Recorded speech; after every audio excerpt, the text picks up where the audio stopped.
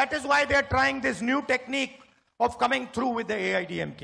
அதனால்தான் அவர்கள் இப்பொழுது புதிதாக ஒரு யுக்தியை கண்டுபிடித்து அண்ணா திராவிட முன்னேற்ற கழகத்தின் மூலம் தமிழகத்திலே வந்து கால் பதிக்க நினைக்கிறார்கள். Few days ago in Parliament, the Prime Minister did a very dangerous thing.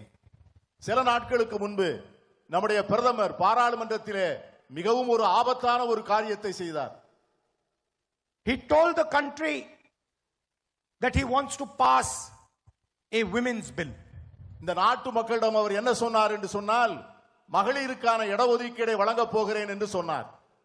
But the real plan was to change the electoral structure of India.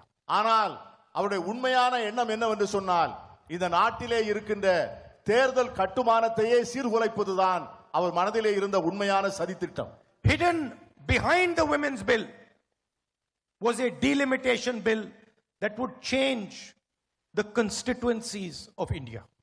இந்த மகளிர் இடஒதுக்கீடுக்கு பின்னால் தொகுதி சீரமைப்பு என்கிற ஒரு விதியையும் சேர்த்து இந்தியாவிலே இருக்கின்ற அத்தனை தொகுதிகளையும் மாற்றி அமைப்பதற்கான ஒரு முயற்சியை அவர் மேற்கொண்டார். What they wanted to do was reduce the number of seats of southern states, of northeastern states and of smaller states.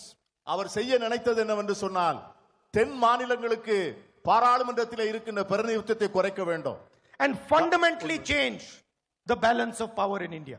வடகிழக்கு மாநிலங்களிலே இருக்கின்ற இடங்களை குறைக்க வேண்டும். அவருடைய ஒட்டுமொத்த ஆசை என்னவென்று சொன்னால் இன்று இந்தியாவிலே இருக்கின்ற அந்த அதிகார ஸ்திரத்தன்மையை சீர்குலைக்க வேண்டும் என்பதுதான் அவருடைய எண்ணம். And weaken the representation of South India, of Tamil Nadu, of Karnataka, of Kerala, of smaller states, Uttarakhand, Jharkhand, Chhattisgarh and of the northeastern states. அவருடைய உண்மையான நோக்கம்